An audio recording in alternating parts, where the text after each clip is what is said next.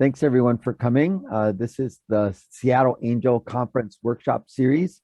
We're working on the question of how can startups do experiments and be more effective at testing their assumptions? And Nick is here from Kromatic to talk a little bit about how they approach this question of running more effective experiments. Anu, how about you? Anu, we can't hear you. Hello, can you hear Yes, me? hello. Hi, my name Yes. is Anu. I am a hopeful entrepreneur and I have been following this group for a while. I try to join once in a while to learn tidbits here and there. Thank you so much. Okay, thank you. So I'm John Seacrest. My goal is to make startup ecosystems go faster. I do a lot of different things around that. And that contrasts a little bit with where Nick is working, because Nick is working often with corporates doing innovation accounting, because corporates are the ones that have the money and startups don't have the money. So you migrate to where the money is. But I want to sort of do some context setting around things, especially around what Jiva said, and I think it'll help us sort of frame the conversation a little bit. So when we're talking about startups, what I mean by a startup is a company that is a growth company that is pre-product market fit, or maybe just barely at product market fit, and hasn't really hit the scale button yet. And they're in the search for whatever product market fit looks like. And in the process of doing that, we're using the framework of the 4 steps to epiphany as a starting point for defining what the steps along the way to getting to product market fit. So discovery, validation, creation, and scale, scale being number 4, then where in that process do you actually build the product? And I would argue that you build the product between 3 and 4, not I build the product, then I go find a customer. First, I find a person, and I find out if they're a person with a problem, and I find out if they're willing to pay for it. And then I get some demographic and psychographic information to find out if they're willing to move fast enough, and there's enough of that kind of person that I could actually make a business in that pile of people. And now I've discovered customer problem fit. So that would be one set of experiments: discover customer problem fit. And then the next step, validation, is problem solution fit. Does that group of people that say, I'm willing to spend money to solve this problem, agree that the solution you have in mind actually solves their problem?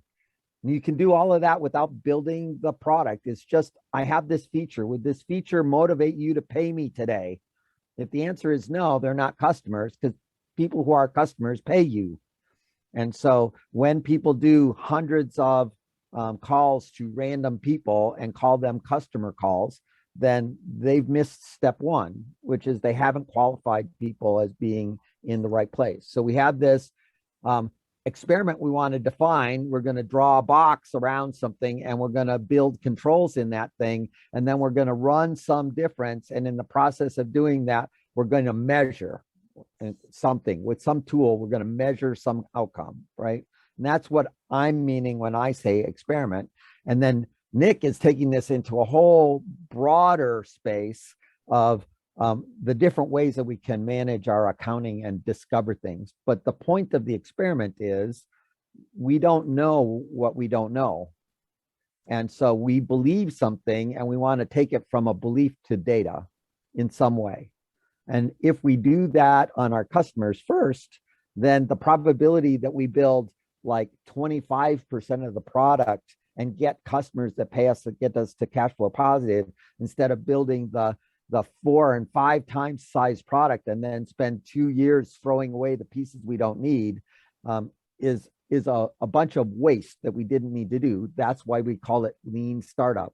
Lean is about not wasting, which is different than lean programming, which is different than lean manufacturing.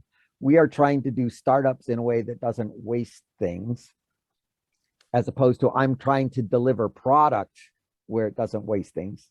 Fundamentally different motions, same notion at the core. So given that context, Nick is part of the work that Tristan Kromer does at Kromatic, and they do innovation accounting and innovation workshops across the world. And so, Nick, if you want to introduce yourself and then dive right in, that would be great. Sure thing. Thank you, John.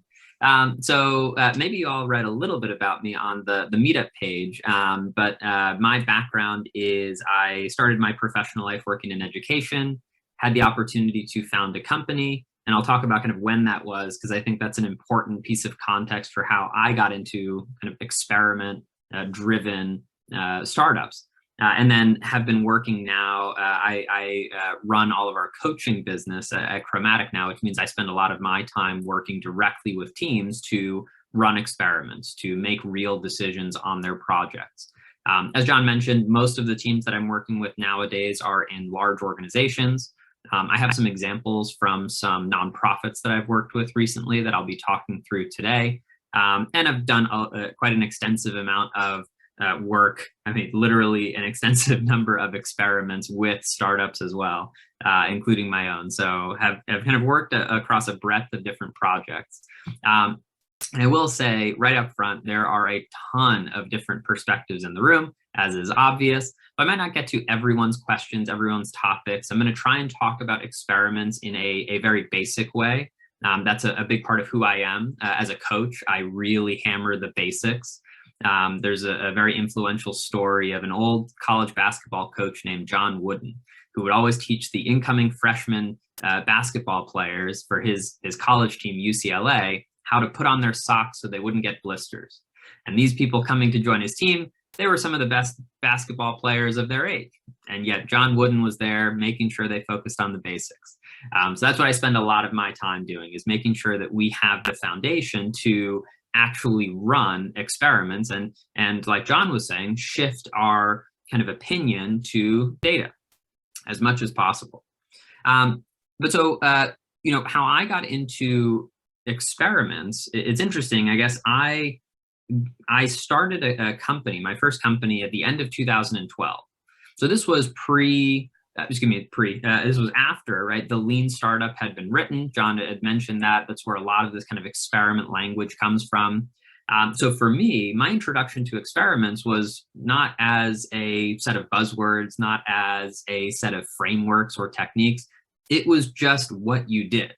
Like that was my crash course into it. When I showed up in the Bay Area to start this company, and the company was called Shoto. We were developing a suite of different apps that would hopefully better organize our digital lives. It kind of went like this and then like that. So it was a quick journey. But I landed trying to figure out, how do I actually do a startup? How do I be an entrepreneur? And experiments, right, is the communities that I got involved in. That's how people were working. And so those were the first things that I really latched onto as effective ways to move my project forward. So for today, I'm just going to pop a link into the chat window of Zoom. Okay? If you care to join me, I'm going to share my screen in a moment in case you don't want to click around on this mural. I use Mural a lot in my work. That's not a plug for Mural. There are lots of interactive whiteboards out there. Maybe you've used different kinds, but I'd love to, as much as possible, make this interactive, capture some of your questions, show you some visuals. So I'll be doing that all on Mural. Okay? If you haven't used Mural before, I apologize. I'm not going to give you too long of a crash course. The only thing I'll say is in the bottom right-hand corner, you can click on a little rectangle that says navigation settings to make sure that you know how to navigate around the mural. And you can double click in any white space to create a sticky note. And keep your hands close to the undo button. If you see something move that you didn't intend to move, just hit undo, okay? So let me share my screen now so that the folks at home who are not on the mural can see this as well. All right. So if you find my icon, if you are on the mural, if you find my icon all the way down at the bottom of the screen and click on that, you'll actually snap to my view. And if you ever get lost on the mural, that's where you can go. All right, but so as I'm kind of introducing this topic, I wrote down a few of the questions that it sounded like folks were interested in during the intros. If you have questions during this session, please feel free to just double click in the blank space in this Q&A section and just write down any questions that you have. I'd love to be able to go back to those and respond to them. Again, the sizing, sorry, I won't pause for too much help with the mural, but if you need to resize a sticky note, you can kind of click it, grab it, and resize as such. Exactly. All right. So I'll leave us at the Q&A section and just kind of go back to that framing of experiments, because I as a coach, I work with lots of different kind of ways to talk about experiments. Some ways make sense for some teams, other ways make sense for other teams. And the thing that I have found to be most useful, right, in thinking about experiments is that essentially what we're doing is we are identifying what are the questions we don't know the answers to, right, about our project, what's going to answer that question, and how do we actually get that answer, right? Trying to leave as many buzzwords out of the the equation as possible. Right, so some of those questions that I heard, actually, I put some of them down here, right? What problem are we actually solving for our customers? Or how should I price my product, right? Or what is the right marketing channel for me to start with, right? How much money should I spend on hiring a salesperson? Right? All these questions that we are just mired in, right, as startup founders, that's really where we start for experiments. And what I want to show you today is kind of 3 steps. One, a very simple, right, template that I use to teach experiments to teams. The second thing is a slightly more complex experiment that I use to teach experiments to teams that are, as you guessed it, a little bit more complex. And then a resource that I call back to essentially, I think someone had mentioned the toolbox, or what is the toolbox of experiments? The third thing is I will show you that toolbox that I like to use at Kromatic. Basically a big giant list of experiment types that we can use to run experiments at many different stages of our project. Okay. So any questions so far about the 3 major things we're going to cover? Simple experiment, slightly more complex experiment, and lots of experiment types. Okay. All right. So what I'm going to do now is actually go to the bottom left-hand corner, okay, of the mural. Again, you can follow me on the mural. You can look at the screen share. You got lots of options. Okay. But I wanted to review a couple of real experiments. These are from teams that I've worked with in the last 4 or 5 months.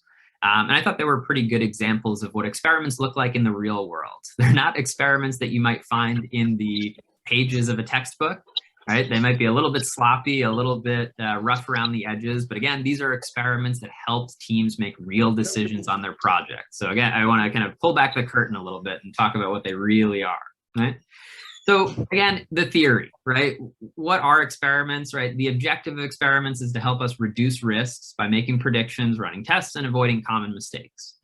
And what do you think is actually, we talked a little bit about this, right? John mentioned risks. We want to avoid waste. What would you say is the most important resource for a startup, right? What are we trying to avoid wasting the most? Anyone want to unmute and take a stab at that? Time, sweet time. Yeah, time. It's not just startups that don't want to waste that. I think it's everyone. I think we all have 24 hours in a day, and that's about it, right? Oh, here, I'll move this down, Florian. Sorry about that. Let me lock this. Okay. All right. Right. That's really what we're trying to do. And the way that I like to frame time when I'm talking with teams is first and foremost, we want to spend as little of it building the wrong thing for the wrong person as possible. Right. So what that means is, like John was alluding to, there's sort of this order of operations, not in the way that we build a business or the way that we build a product, right? But an order of operations in the way that we can kind of assess the riskiest part of that project, right? So for instance, if we don't have a functioning product, right, and we're faced with the choice of, how do we build this solution? Well, we might find that a risky venture if we don't actually have a customer whose problem we understand. Pretty simple, right? These dependencies get a little bit more complex, right? When we're talking about maybe experiments within a product stack, right? Like, what happens when I change this feature? Was that, too far down the dependency chain? Are there, these other dependencies that I should have answered first, right? But a very simple way to think about it is I probably shouldn't build a solution unless I really understand the problem. Okay? So I just want to share a few examples of experiments, with the first one being on this kind of learn simple template. Can you all see this learn simple template right here? Okay. So I mentioned before that when I'm working with teams, and again, this is how I was introduced to running a startup myself, right? Very simply, I'm trying to help them identify what's the key question they don't know the answer to, right? The question that is most likely going to make them waste time building the wrong thing for the wrong person. What's going to actually answer that question, and how do we find the answer to that question? So here is a team that is very new to experiments. This is like week 2. Right, of them even hearing about what an experiment is. And here we are building an experiment. I won't share the name of the company, but it is a very big nonprofit. They operate all over the United States. They have some international presence as well. And this is a project where they are trying to create effective interventions to increase child literacy rates. Right? That's basically the team's goal. So we met, we started talking again in that very plain language. What's the question that we don't know the answer to? Right? And there were lots of them, but we whittled it down, and we decided, right, in this chain of dependencies, we were going to focus on this question, right? Who else is already doing this, right? There's probably someone who is and I think that this is probably true of everyone here, right? There's probably someone who has tried something like what you are doing. Maybe they've tried exactly what you are doing. Right? In fact, there's an experiment technique called picnic in the graveyard, which is basically I've had teams do this before. Go find the people who have tried to do what you're doing, interview them about why it failed, so that you don't make the same mistakes. Very easy way to avoid common mistakes. Right? But okay, so this team, right? We were focused on who else is already doing this, because we felt that was an important question to answer that would make everything else that we would do after much easier, right? And here comes the messy part, right? This section, let me actually just let me ungroup this for a second. You can see here, right? This part of the template here has to do with data, right? What is the data that we're going to collect, right? What's going to answer this question? And again, this is the messy part, right? You can see lots of different kind of brainstormed ideas, right, for what this data could be, right? We are going to go, I'll kind of skip ahead to the plan for a second, right? We're going to go talk to people who we think are already doing this, and we're going to try and capture all this, right? What kind of school outreach are they doing? What kind of volunteer recruitment? What number of shared assets are they making available to their partner organizations, right? How many students are in the programs that they run, right? Lots and lots of different data. Okay. Has anyone here, actually, just maybe a quick show of hands, has anyone here run customer discovery interviews before? I'm guessing I'm going to see quite a few hands. Okay, some. How about that for the B2B folks? If you've run sales conversations before, we'll call those very similar, right? But really, what I'm looking at with this team is right away. Okay, we're going to have these conversations, and one pattern that I'm familiar with is when you have very open-ended conversations, you don't necessarily know what you're going to get, but you're going to get a lot, right? You're going to get a lot of qualitative information, and here's a team that's trying to think about experiments, that's thinking about, and I heard this question come up a few times, that's thinking about how do we communicate our learning, right? How do we take this experiment and show that we're making progress? And they're saying, let me dump down all this qualitative data that we might get in these interviews, right? Which is, I commend them for doing it, right? But in hindsight, right, we ran this experiment and we realized we weren't even close to the level of precision that we had looking back at the data we got, right? There was lots of other information that they ended up receiving in these conversations. Some of these blue sticky notes didn't even come up in the conversations, and that's totally fine, right? I'll get to kind of the different types of experiments we run in a little bit. But the last thing I want to talk about with this experiment is this kind of third rectangle here, the plan, right? Now, this is, I mentioned the story about kind of putting on the socks the right way so we don't get blisters playing basketball. And actually someone mentioned in the intro, right? Experiments in theory, fine. I've set up dashboards and prepared for experiments, but actually running them is a little difficult. Right? There's no two ways about it, right? The experiment types that I'm going to go through closer to the end of this session, right, they all come down to, I need to, maybe you've heard this phrase, right? Like get out of the building and go do something. And there's really something very beautiful about that phrase, right? No matter how many experiment types you know, no matter how many tools are in your toolbox, the efficacy isn't just doing something. Right? I have had a lot easier time working with teams, right, who have done failed experiments. Maybe they have launched a product without thinking about it as an experiment, right? And it failed and they didn't necessarily know why. I've had a lot easier times working with those teams than people who have never run experiments before at all, because they understand that experience of like, yeah, I tried something, right? I didn't know I had the question at the time. In hindsight, I understand, okay, great. But I tried something, I put something real in front of a real person and they said no. And the next time I do it, I want to make sure I understand why they said no. And after that, I want to make sure that they say yes, right?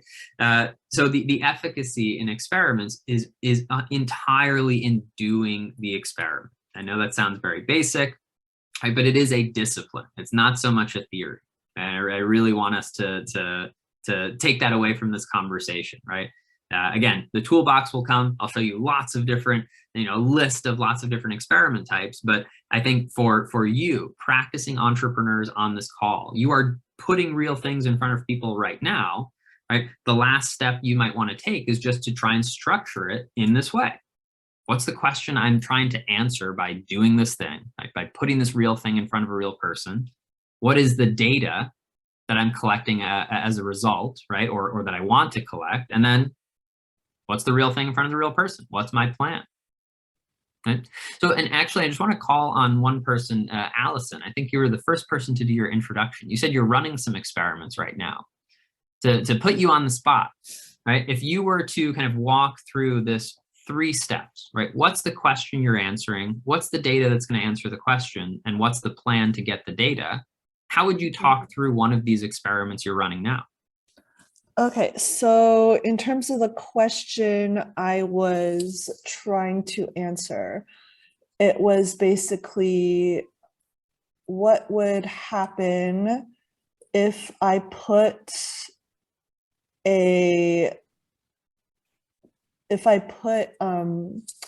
people who are interested in learning a particular language, so in my case, French, if I put them in the same room, so to speak, in the same environment as with a bunch of native French speakers. So that was the question. So what would happen to people learning French if they were in the same room as native speakers? I'm writing very quickly here, right? So I might be missing some details, and I'm just going to make this red so it stands out. Yeah. Okay. So now, actually, Allison, thank you for getting us started. I'd be curious to hear from someone else in the room, right? What kind of data do you think would help Allison answer this question? Feel free to unmute yourself or raise your hand on Zoom and take a stab at it.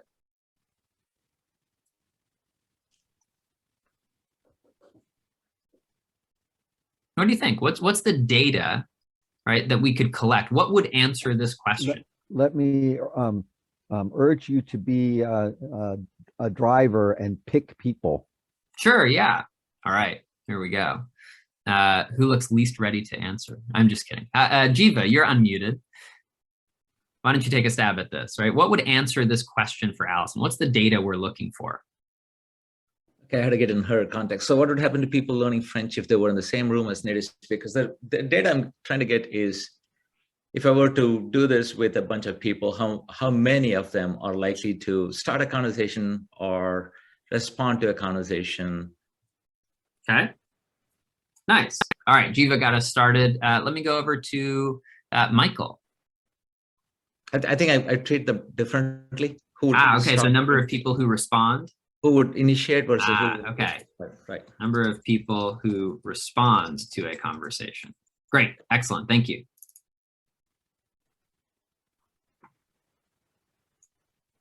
Michael Irving. You want to take a stab at another kind of data that might help answer this question? Almost the same, but maybe the number of people that would like to respond. Ooh, interesting. Okay, number of people who would like to respond. Who would like to respond? Okay, great, thank you. And let's round it off one more. Let me call on, I'm sorry, now I'm reading Paul's, but I know it's not Paul's. Can you remind me your name, please? Yeah, my name is Linda, sorry. Linda, great. I'm gonna write it down on my sticky note here so I remember. Can you round us out? Maybe give us one more type of data that might help Allison answer this question.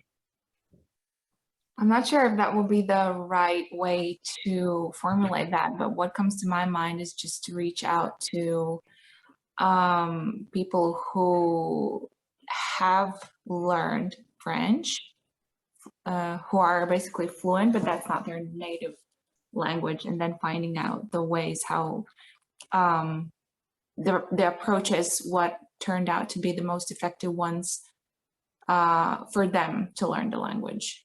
Nice. So why don't I put it like this, right, Linda, to summarize, right? It's kind of like you want to maybe have a conversation with these native speakers and get a lot of qualitative information, right? Like, I'm not sure exactly what they'll say, but I want to have open ears and ask them some of those questions, right?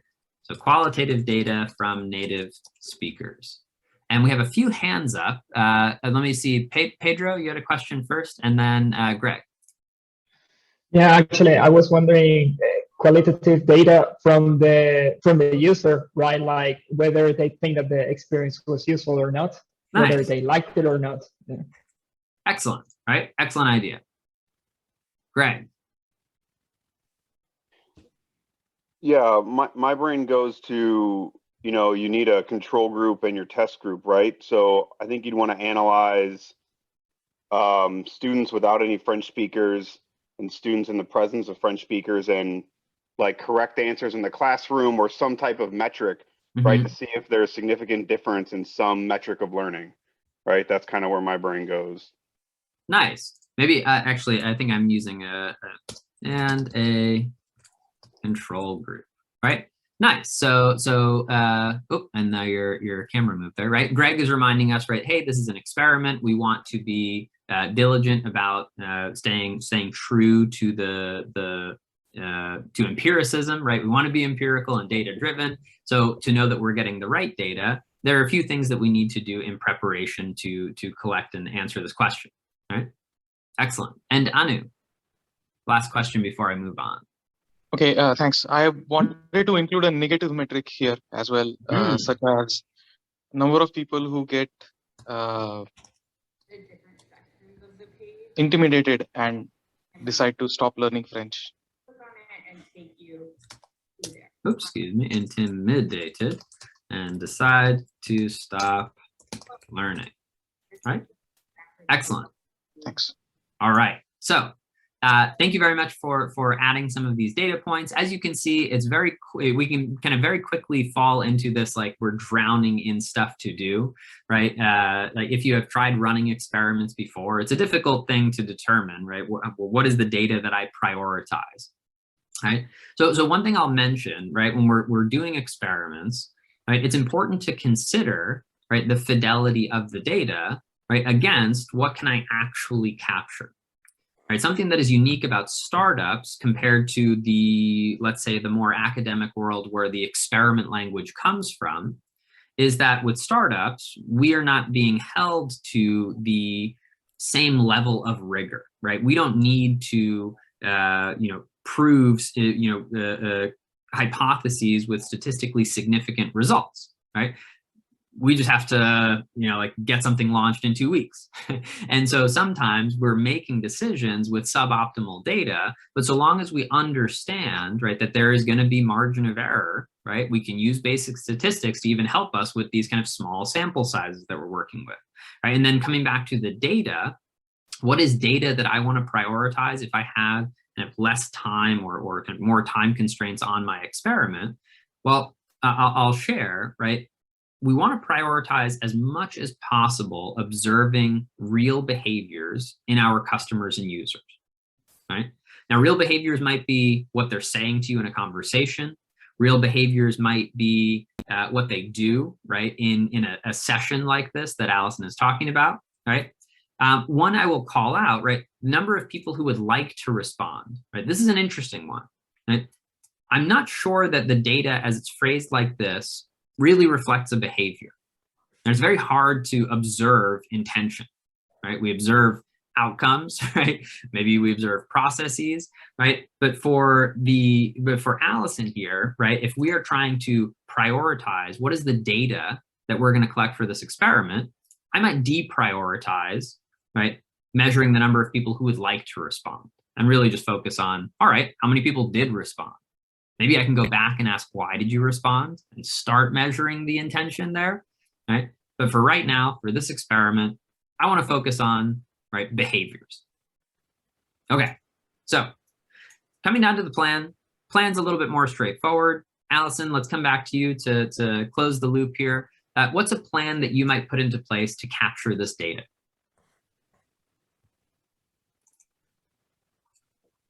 Okay, so one thing that I tried was doing meetups, like creating my own meetups, and basically so basically the group I had was trying to get as many native French speakers and French language enthusiasts in the group, like all together. So, and then I would just like kind of, run like, random conversations where people can pop in and out whenever they want, like whenever there's like, whenever it's good on their schedule. And then they could just like talk about whatever they wanted. Like there's no particular set topic. So that was kind of something I tried for a little bit.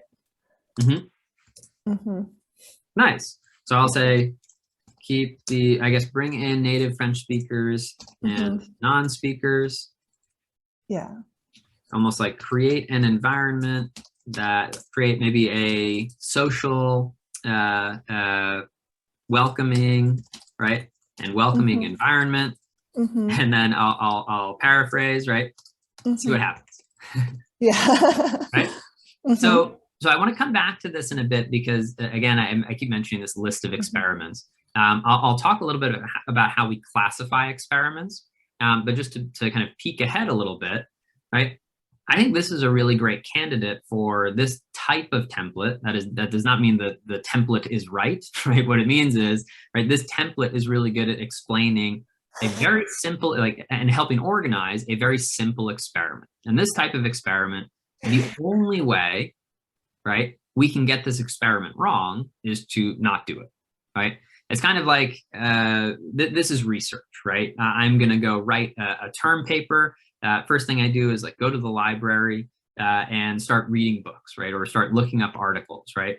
And the only way I can fail at writing that research paper is by not going to the library, not reading books. I don't know what I'll find. I gotta find something though, okay?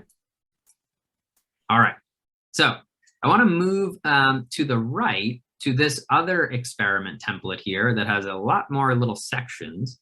But before I go, any last questions about this kind of learn simple template, right? The template that's there to map out what's my question, how do I answer that question, and what am I actually gonna do to answer that question? So I'm struggling a little bit with my little soapboxes here around experiments aren't experiments if I can't measure something. And so I'm looking for how do I know whether the question I'm answering is a yes or a no, right? So in the normal place we run into this problem with customer discovery experiments is I go talk to a bunch of random people. So the first problem is that the data source is dirty because I haven't qualified the people coming in. The second problem is I get a conversion rate and I don't know whether 10% conversion rate is a good one or a bad one. And so I have no metric by which I can declare this. The answer is yes, or the answer is no.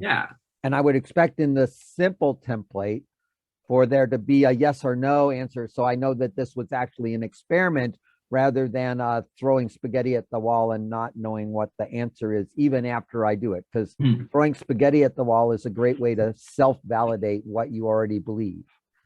Yeah, I am terribly sorry, John. I don't mean to interrupt. There is there are two baby deer that just wandered outside of my house, and they are getting dangerously close to the road. Yes, the hypotheses I think that you're referring to is kind of the language that I like to use, and I'll get into that in the Learn Smart template. But maybe to go back to Allison's example, right? This is a type of experiment that doesn't necessarily have that kind of yes or no, right? Some experiments generate more ideas. They generate assumptions. This next experiment does have a kind of yes or no to it. So this template is actually one that I use to talk a little bit more about the kind of evaluative type experiments, right? Where we have a specific idea, a specific guess, if you will, right? And our goal is to see if that guess is right or wrong. And that guess might be, should I launch this feature, right? Or will people respond to the email? Or does that marketing channel work better than this other marketing channel, right? Those are types of questions that have very clear yes or no answers, right? So now if we look, now that there's been some information that's been redacted, if you see anything that's kind of in all caps and in brackets, that's why. But I want to look at this Learn Smart template, which is something that I use again as a teaching tool. It is not the only way to organize your experiments, but I use it as a teaching tool to show that, you know what, we have this question, and there might be things like underlying assumptions that inform that question, or we have all this data that we want to get. But don't forget, sometimes that data is tied to a prediction. Don't forget, we might fail, right, at predicting the right thing, right? The data might tell us that prediction was wrong. We might have a plan, right? All fine and dandy, but don't forget, we need to move quickly, right? We need to stop early if we realize the experiment is broken, right? And what we didn't have in the other experiment is actually a list of the results and next steps for this team that did this, right? So this team, for a little bit of context on this experiment, this is a team that is also a nonprofit, different company, also similar size, very big nonprofit, and working in a similar space. The goal for this team was actually to, wait, where is this? Oh, no, this is the same team. I apologize. Same team. So this is, again, the team that's working on increasing childhood literacy rates. And, right, this is further along in the journey that I'm working with them. And as you can see from this question, right, can we increase the supply of volunteers by making tutoring scheduling more flexible for their schedules, right? Where do you think, let me call on Aaron, right? Aaron, on day one, we were talking about who else is already doing this. That was the question the team was focused on answering. Now they're focused on this question. What do you think happened in between? How are these questions different? Question of increasing the supply of volunteers. Mm-hmm. And from day one? From day one, which was, hey, who else is already trying to do this stuff? Yeah, certainly trying to look at the level of engagement. Is that the way I look at this?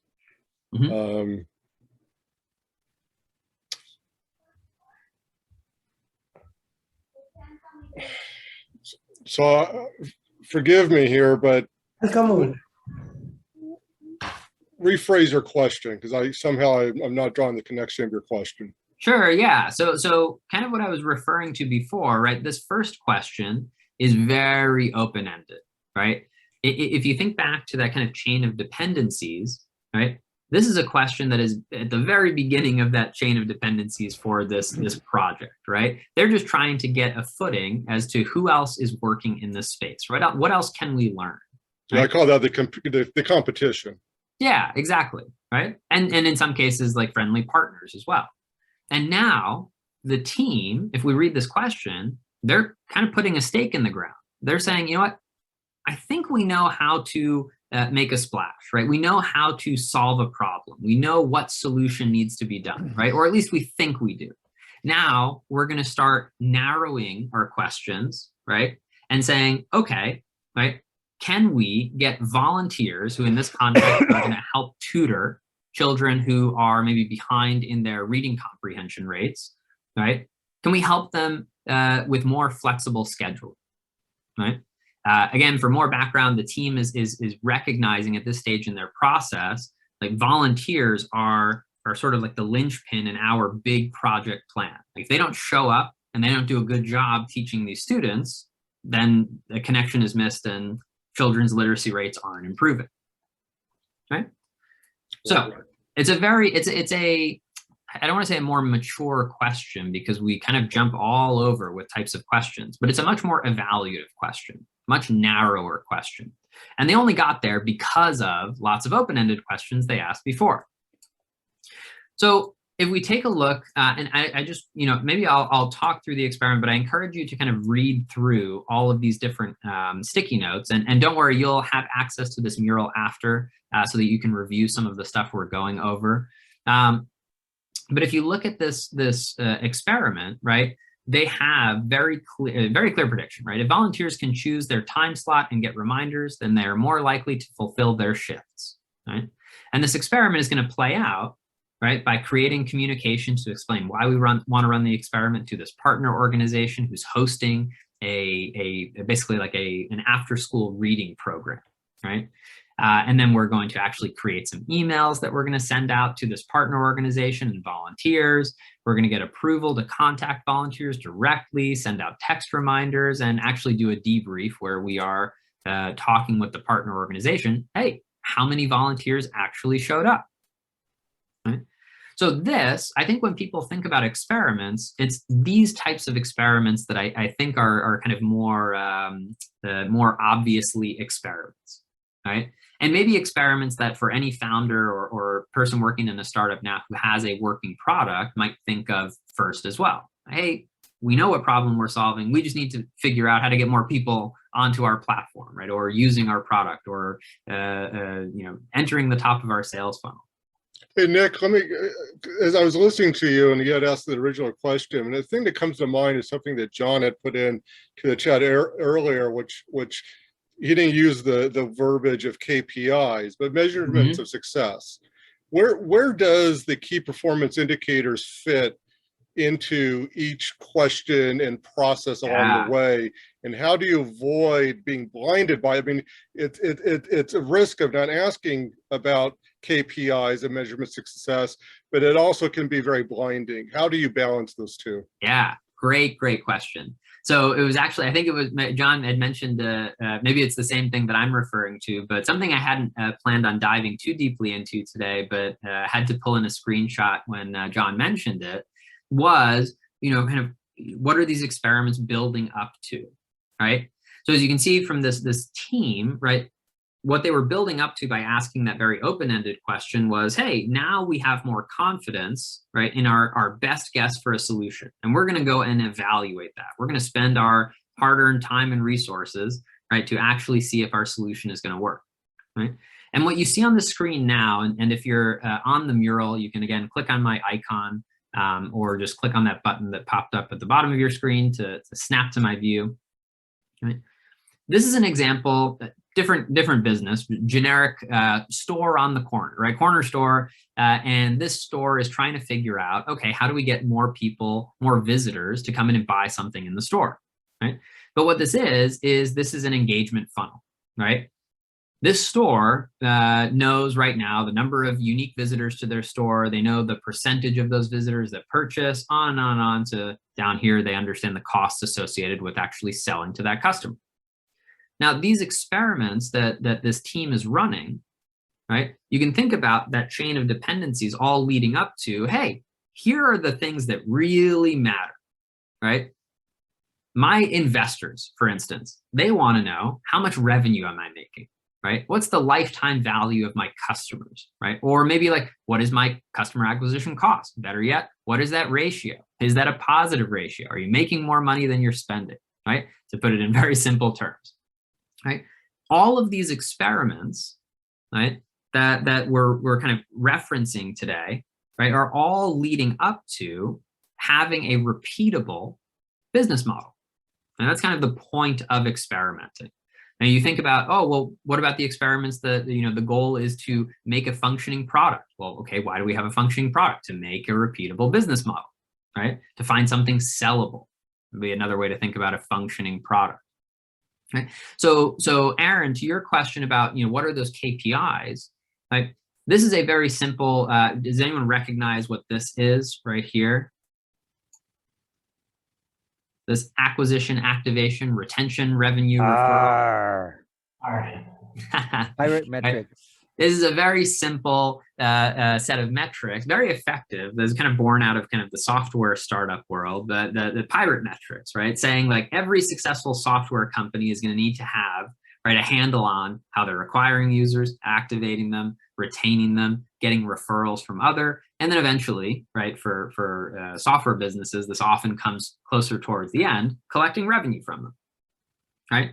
So again, this is just an example of what some of those KPIs might look like, but this is kind of the point of experiments. This is where those key objectives become the kind of driving force of the experiments we run, the choices we make to run experiments.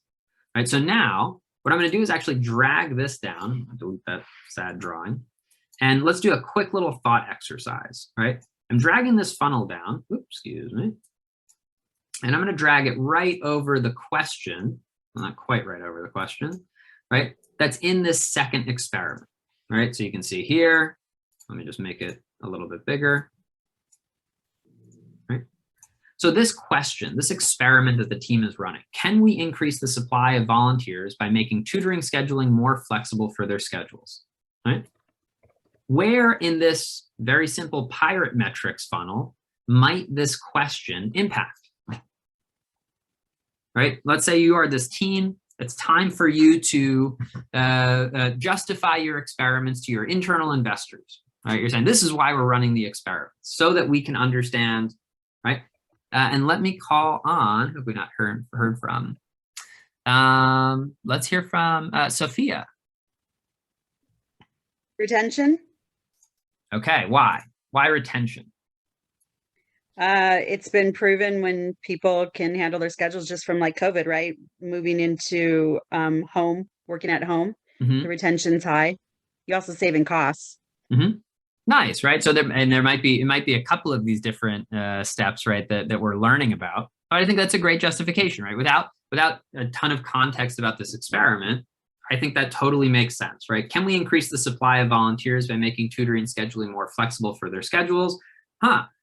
If I can make it easier for volunteers to schedule their time slots, then maybe they're more likely to come back next time, right? Again, without too much context, I think you could also argue like it's activation. Maybe this team is focused on first-time volunteers, and they're thinking like, all right, these people, which is actually in this case the matter at hand, right? These are volunteers who are signing up, thinking in their heart of hearts, like I want to help. In their heart of hearts is like, I want to help tutor children and increase reading comprehension rates, right? And then all of a sudden they get a text reminder, hey, you have to show up at 8 p.m. on a Tuesday. And they go, I kind of want to go to dinner with my friends. I'm going to skip that, right? As sad as that might be, right? Maybe this experiment is going to help us understand what does it take to activate, right, these volunteers that we're trying to help. But regardless, right, now this evaluative experiment has a direct tie to this repeatable model that we're trying to build. Right? Now, I won't go too much into depth with, I would love to go through everyone's examples live and start talking about, okay, well, what are your KPIs? Like, how do these experiments tie to your KPIs? But what I want to do is actually just shift to one more kind of set of topics I want to review with you today. Before I open it up to some questions and answers, which is all about experiment types, right? Because to fill out, right, to go and run experiments and learn what these actual numbers are for your project, or what this actual funnel is for your project, there are lots of different experiment types that you can run, right? And when I say experiment types, right, really what I'm trying to do here is identify the right method of experiment for any question and identify methodology errors, right? This is where we're starting to talk about the toolbox, right? Are there any software developers on the call? I thought I heard a few folks. Okay. Oh, Jiva, I saw your hand go up. Jiva, can you tell us, like, what are some experiment methods that you think would be very obvious to a software developer? Do you have any that come to mind? Sorry. No. Okay. Have you heard of A/B testing? Yes, of course. Aha, A/B testing, right? There's that I think is one of the more obvious ones, right? An A/B test, for those who don't know, right, is I have an established data set, right? I have A, right? Now I'm going to go find out if B is actually going to be better. Maybe it's like some conversion test on a website, right? Like button A is working this well, but I'm going to change the color of button A to make it button B, and I'm going to see if that works better than button A, right? So there are certain things that we are already probably doing, right, that have created our own toolbox, certain skills that we have that make some experiments more accessible than others. However, right, the core job of an entrepreneur, right, is really to understand, right, the breadth of methods that you have available, because the method itself should not take priority over the question that you're actually trying to answer. Just because I am a software developer and I have run 1,000 A/B tests before does not mean that I need to run an A/B test when I'm answering a question about what will make volunteers more engaged with a literacy program, right? So one thing that I like to work with teams on is, how do we categorize these experiments? And I always start with those questions. Right? So if you wanted to do a little bit of an exercise as I'm going along on your own scratch paper, you can feel free to write this on Mural, even write it in the chat window. Right? What I want you to first do is identify what is a question that is pressing to you right now. Like, what is something that you do not know the answer to about your business, about your project? Huh? And when you identify that, I want you to answer two questions about it. One, is that question related more to understanding the problem you are solving, or is it related more to understanding the solution you hope to build? Right? The first kind of set of opposing forces in these experiments is, some experiments help us understand a little bit more about the problem, some help us understand a little bit more about the solution. Now, very often when I'm working with early stage startups, right, the big anti-pattern that I see is they want to run experiments on their solution. Oh, what's the best way to build this, right? Or what's the lowest cost way to build this, right? What color should the button be, right? But in reality, there's still many pressing questions about the problem that they have not answered. Like, well, hold on a second. When you make that button a nice aquamarine, right? How are you actually going to convince people to go to the website that has the button, right? If you don't know the answer to that, maybe don't spend a week building the button. Right? I'm a very bad software developer, so it might take me a week. Okay. So as you're identifying your own question, first thing I want you to ask is, right, you ask yourself, is, am I answering a question about the problem I'm solving or the solution? And the next thing, right, is to think about, when I answer this question, right, what am I doing?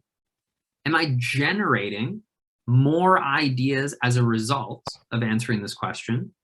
Or am I evaluating a specific idea? This goes back to what John was saying, right? I want to get a clear yes or no, right? Does your question have a clear yes or no? Does your question, right, rely on lots of quantitative data to answer it? Probably it's going to be an evaluative question, right? If you don't really know what answer you're going to get when you go out and actually do something to answer your question, maybe that's a more of a generative, right, experiment. Okay? And when you can start thinking about experiments as kind of generative or evaluative, or about the problem or the solution, it becomes a little bit easier to organize your toolbox. Right? And this is something that I'm pulling from a resource of ours at Kromatic called the Real Startup Book that has been around for a number of years. And really what that book is is a list of, and it's a free download on our website. I've included the link above here, right? But really what that is it's a list of stories of how real entrepreneurs and innovators have used experiment types to make progress on their projects, right? You'll find— I've been blathering in the chat and have put a bunch of links in there as well. Oh, nice. Oh my goodness. I see now there are 38 messages I've missed. Sorry, everyone. Thank you, John.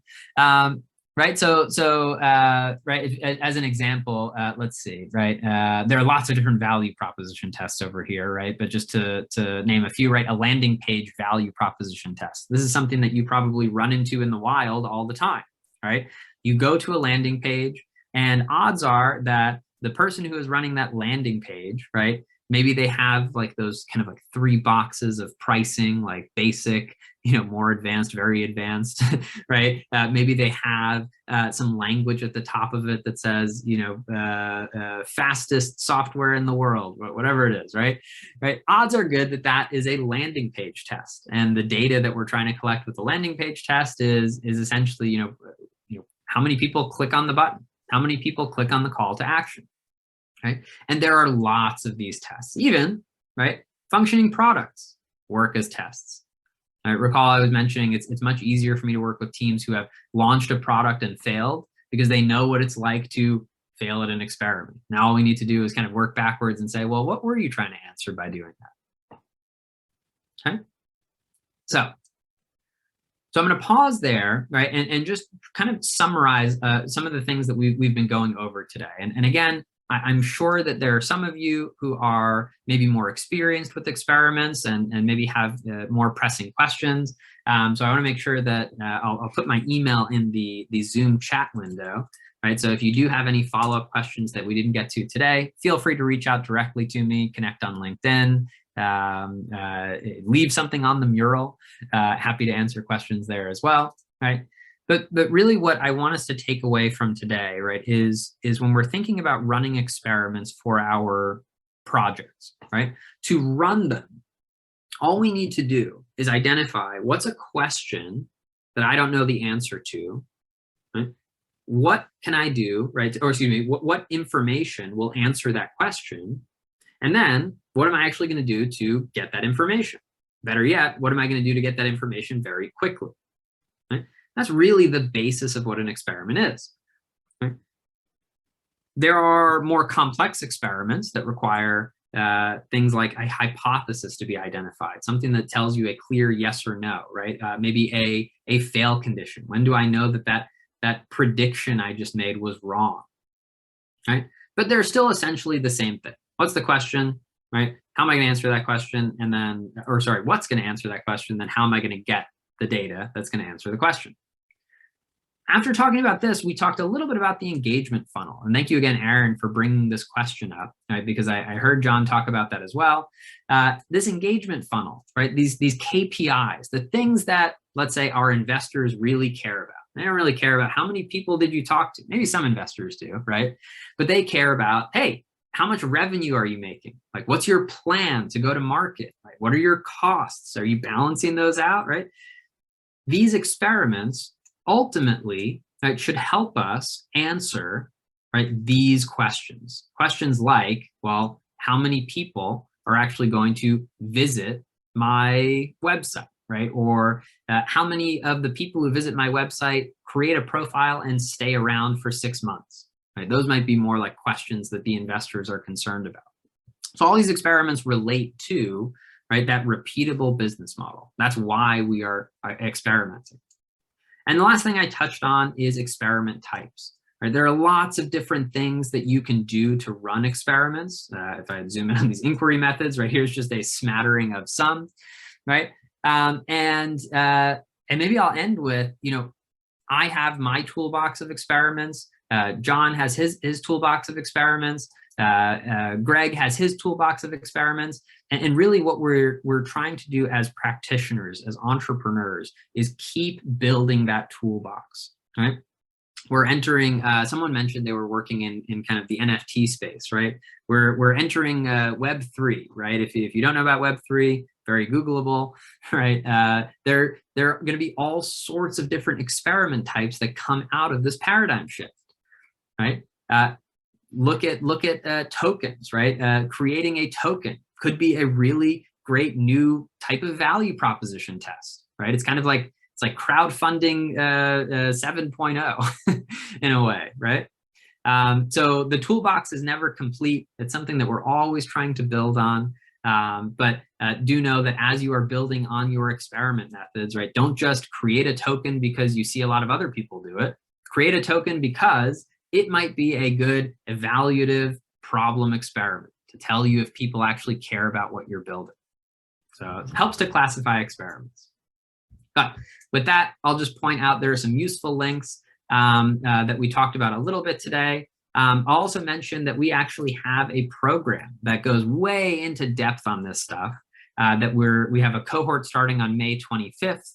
If you have a project, you're running experiments and you're running into roadblocks and want help with that, this program, which again is an open cohort of people like yourselves who are actively working on projects and running experiments, might be a good place to practice that. So you can click on this link, and I'll actually just add the link to the chat window as well, right? If you're interested in checking out that program starting on May 25th. But with that, I'll pause and see if there are any questions.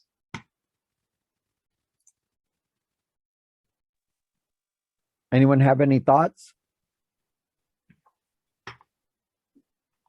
Again, I'd love to really dig into each one of your experiments that you're working on now and chat, but might not have too much time. Pedro's hand is up. Oh yes, Pedro. Hi there. Just a quick question. If you could very quickly re-summarize what's the difference between the generate and the evaluate type of questions? Yeah. So a generative question is one where when I answer it, I am going to generate more ideas as a result. Right? An evaluative question has a yes or no answer to it. Right? So an example of a generative question might be, what is my customer doing now? Right? Maybe I have an idea for a solution, but I want to understand, well, what are they doing to solve the problem now? I don't know what I'm going to find, but I do know that I need to go out there and find it, because those other assumptions are going to help me, right, make the best solution I can. And an evaluative question, let's fast forward 6 months. Hey, I built a solution. Is it better, right, than what my customers were using before? That has a very clear yes or no. We can measure things like adoption rates or engagement rates, right? Kind of going back to this funnel, right? This little engagement funnel here, right? We can measure quantitatively, well, are people using my solution over these other solutions? Right? So again, generative is kind of a set of questions that when we answer them, gives us more ideas. Evaluative questions, yes or no. Cool. Thank you. Thank you very much. I had a quick question. Go ahead, Gage. As far as let's say that you have experiments that require you to use active leads or prospective clients really to answer, which I imagine is most, but is there a recommended ratio that you would say kind of like burn to learn, so to speak? Maybe using 20% as test data and then 80% as prospect clients. Yeah, that's a great question. I rarely boil it down to a ratio with the teams that I'm working on. We're often going kind of week to week and doing things like, because a ratio doesn't necessarily tell the whole story, right? There are some of those leads that have a much bigger upside, right? That are kind of like higher risk to burn, right? So the first thing we're more likely to do, and I say we, like teams that I'm working with, is, all right, which of these leads can we kind of out-survive failing with, right? Maybe we should start experimenting there, right? Or are there proxies for these leads that we can go talk to, right? But I'd also say that, we're trying as quickly as possible to move to measuring actual kind of commitment and behavior, right? So I mentioned customer discovery and sales being very similar earlier. In a B2B context, which Gage, I'm guessing you're kind of in your head thinking like, hold on, like I'm thinking like B2B sales, right? Like I'm selling to other businesses, right? In a B2B context, sales is very similar to customer discovery. So what I would say for, for these teams is, when you're doing these early experiments with your leads, you might have to be ready to gather commitment, right? If you find that someone is the ideal customer for you, you know that you can solve their problem, maybe be ready to gather some of that commitment. But yeah, I don't think too much about a standard ratio. Again, we're thinking with the teams that I'm working with kind of like week to week, which are the clients that we can kind of, out-survive failing with. And maybe one more thing I'll add to that, right, is for those who are working in the B2B space, right, you'll know that the sales funnel, right, that Gage is referring to has lots of different steps. Right? And there are some steps that we can learn about without making too much of a negative impact on our leads, right? Maybe you have a discovery step baked into your sales funnel where your goal is to really discover, well, what are the problems that this team or this company has, right? Again, that is something where, I'm having an open-ended conversation. I'm not committing to anything. If I find that they are the ideal customer, okay, things become a little riskier. Now it's like, earn or burn. Was that the phrase, Gage? I like that, earn or burn. Burn to learn. Burn to learn, okay. I just made something up. Burn to learn, right?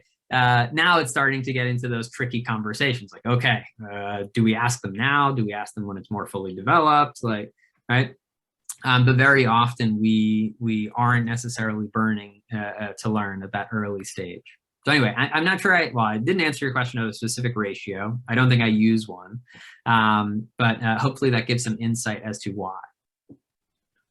And then, sorry, one quick last question. Are there any of these metrics that you think are good to make customer facing so the customers can see, you're ramping and how great you're doing and all of that?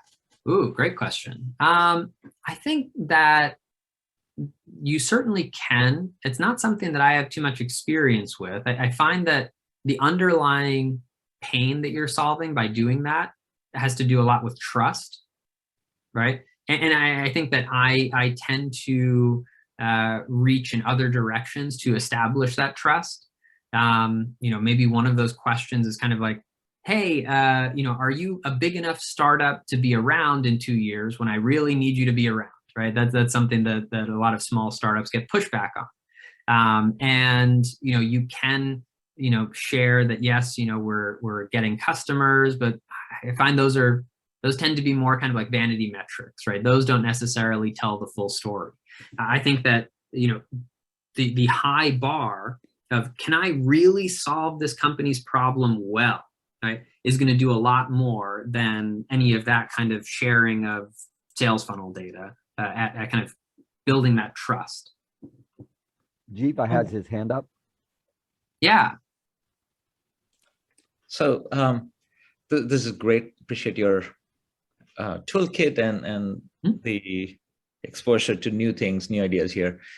My question is about when we try to establish price points that might work, and the threshold of where the triggers might work for converting from free to paid customers and so on. The confidence is such a big thing in terms of what you learn. How would we run experiments in a manner where we feel that is good enough? Because oftentimes when you run an experiment, it is not as if people are actually spending the money. They would indicate that they could pay or they would pay, right? And we could probably even set up a dummy page and see if they would click through at that kind of price point. We could do all of that, trying to see if there are good or best practices around how would we derive confidence in any of those kinds of Let me point you to a Van Westendorp experiment that Mike Pritchard talks about in the chat, that it's a good framework for pricing. Excellent. Yeah, we talk about that specific method in our survey module, where it's a set of questions that, again, it's kind of like the Net Promoter Score, if you're familiar with that. There are some questions that have been incredibly thoroughly researched and will yield kind of precise results, right? But I think in general, right, when we don't have those kind of very precise tools to go off of, often what I'm thinking about is that the language I use is kind of, how do we raise the bar of commitment, right? All the way at the top, it's like, here's my credit card, right? I'm ready to pay right now. But maybe right below that, right, I'm thinking like, Gage, you brought up some questions about kind of B2B sales, right?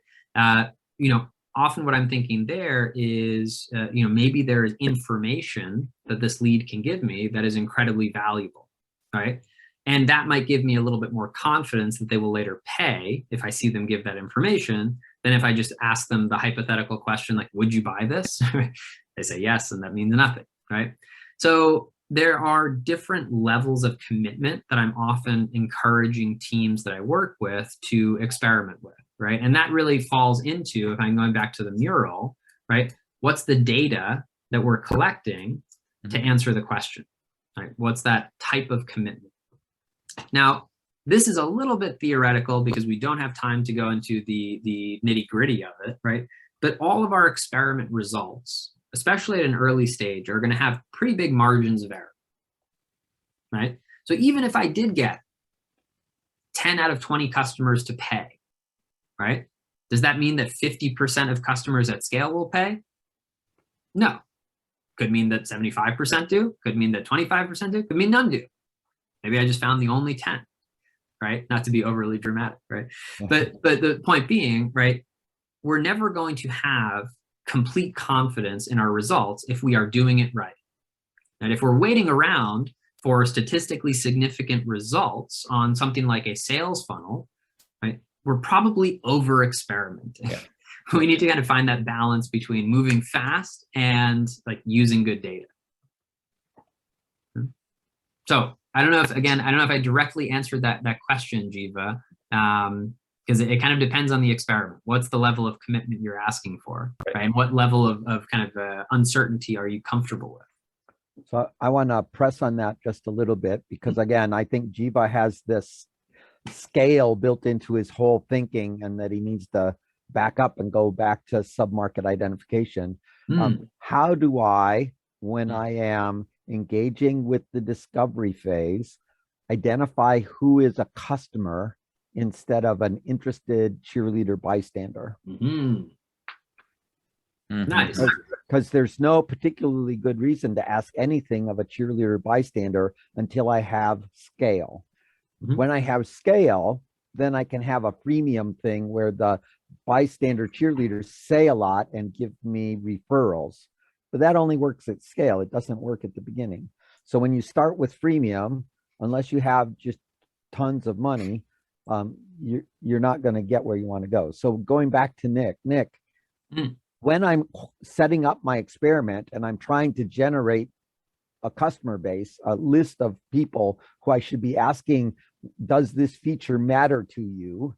How do I qualify the people I'm asking? Yeah, great question. So again, it comes back to that kind of bar, that kind of range of commitments I can get, right? So for and I think the B2B space is actually a great proving ground for this, because often, right, in the B2B space, it's a complex sales process, right? You're not going to go up to someone and get a yes or no after 2 minutes, right? What you're going to do is you're going to go up to someone, they're going to introduce you to someone else, they're going to introduce someone else, so on and so forth. There's a lot of opportunities for either you to kind of drop off, right? Or, and again, gather commitment, right? So I think it's easiest maybe to talk about a real example. Jiva, short of, and maybe can you tell me, like, what does it take for someone to buy what you are selling? Not just what is the price, right? But what are they buying? What are they committing to? They are committing to, oh wow, that's it. That is where John is going. So they would have to commit to working on a structured as well as unstructured set of interventions that we would offer up. Okay. That, which also means that they would have to reveal their mental illness status. So we would have to put out a scale for depression, scale for anxiety, measure it. Right. So if they're willing to do it, and if they're willing to get personalized interventions for it, that's when they'll start, getting more interested in buying. I think that's where John is going, which is really nice, really neat. I mean, you're peeling away those kind of like layers of the onion, as it were, right? And you're trying to understand that, you know, short of someone like swiping their credit card for me, like what are other ways that they can commit valuable resources to show me this is really important to them, right? So, and what I'm hearing is like they're gonna have to commit time, they're gonna have to commit information, right? Two great examples of how you can again raise that bar of commitment. You're not just asking like, hey, are you interested? You're saying like, okay, that's nice. Now give me access to this data, right? Now use this scale and tell me what you think. Right. Perfect. So just to be clear, I have an inordinate bias towards cash. And so the problem that most people have is that they've got their hand gripped around their product and everything is about the product and they don't believe they can sell the product. Therefore, they discount all kinds of things and they don't actually do it. So you can go to where Allison is at.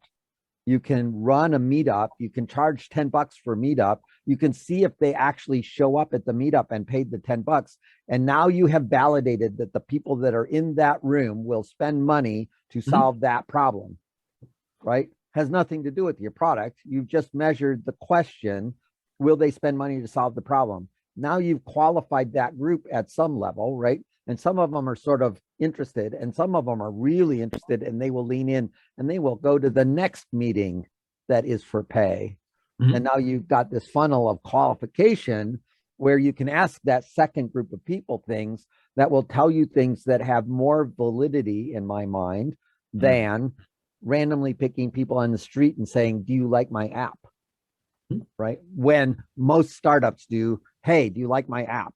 Which completely shuts down the conversation about what's important to the customer, right? So taking money validates that they're customers because the only way that we know that people are customers is that they spend money.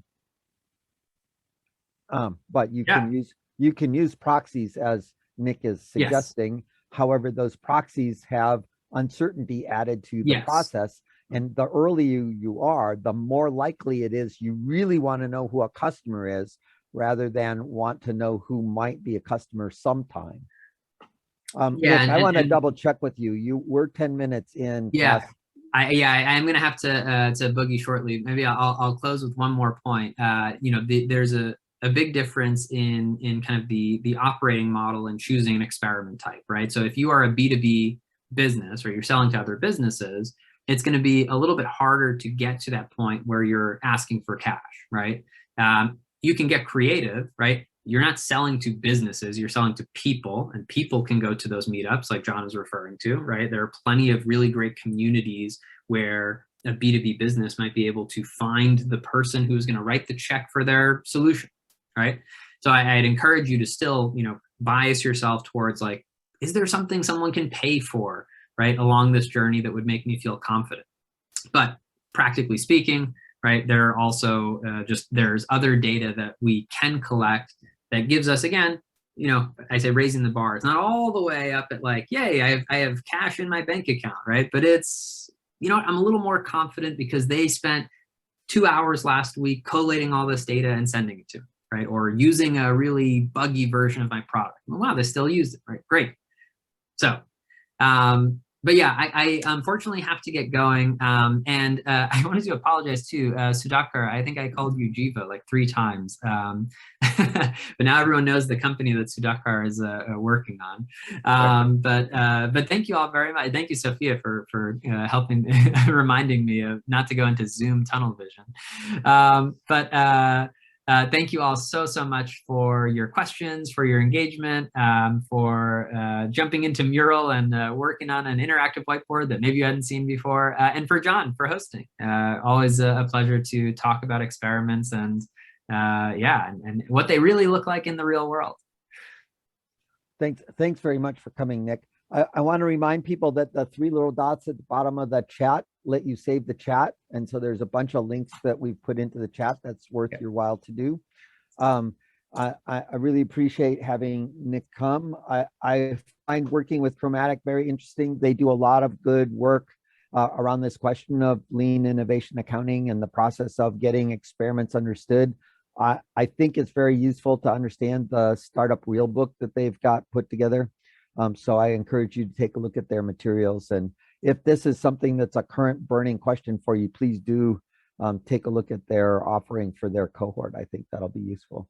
I'm happy to stick around and answer some questions. I'll let Nick go. Thank you so very much, Nick, for doing this. And thanks, then, everyone.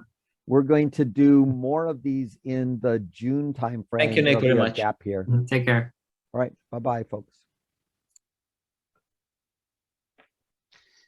John, I had another question, and I wish I would have caught Nick for this one as well, but if you could pick one vanity metric and wipe it off the face of the earth, just like gone forever, which would it be and why? Well, the thing that I think people get stuck on most often is likes, right?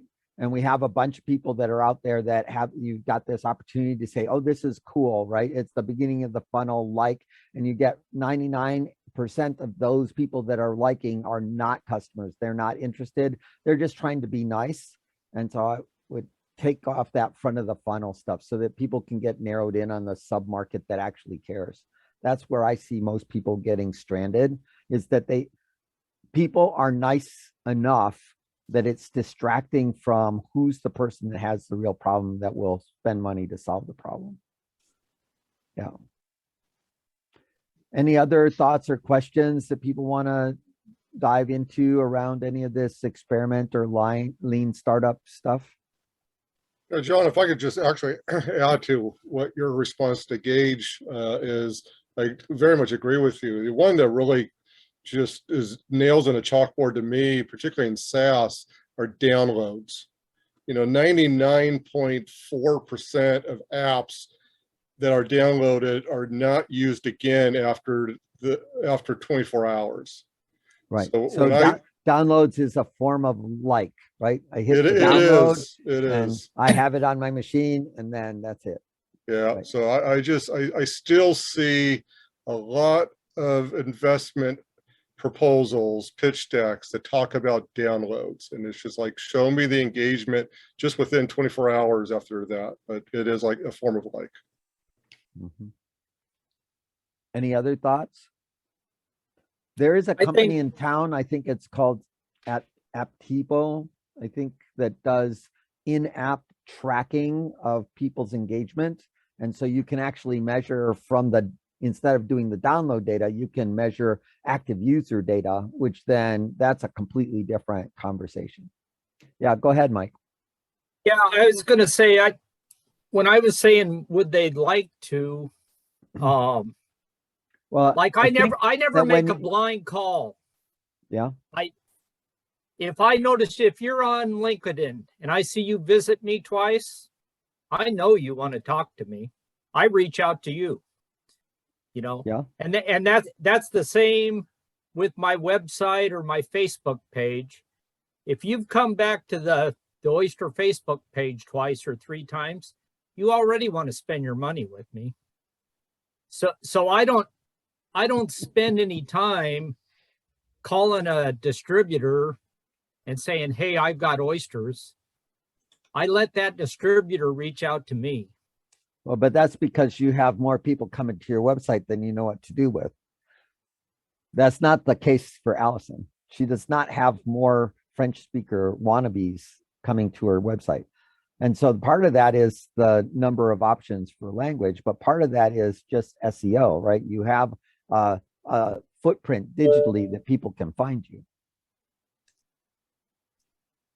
Right. So building out your sales, the awareness part with the digital footprint is a vital component of this whole story of running experiments.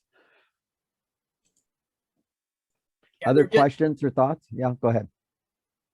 I'm not that computer savvy, but isn't that sort of what cookies are for, that you can see those people who have visited your website?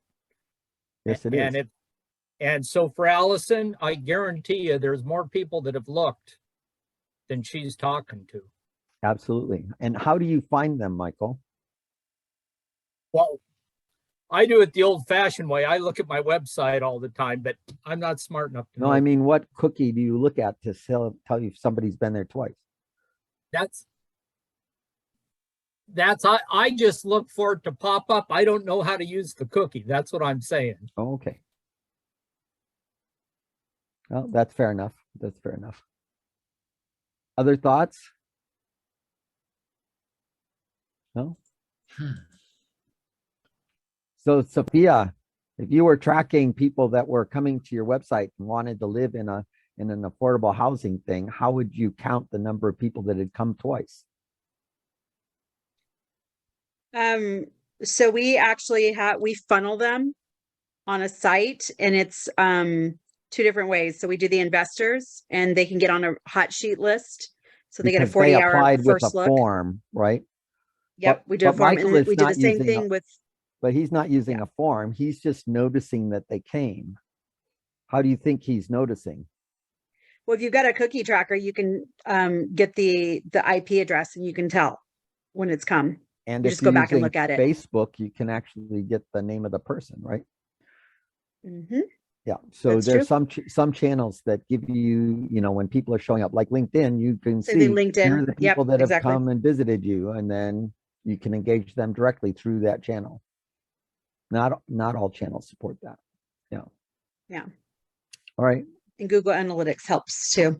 Google Analytics can help. Any Hi, other guys. thoughts? All right. Thanks for coming. Mhm. Lovely Excellent. to have you here.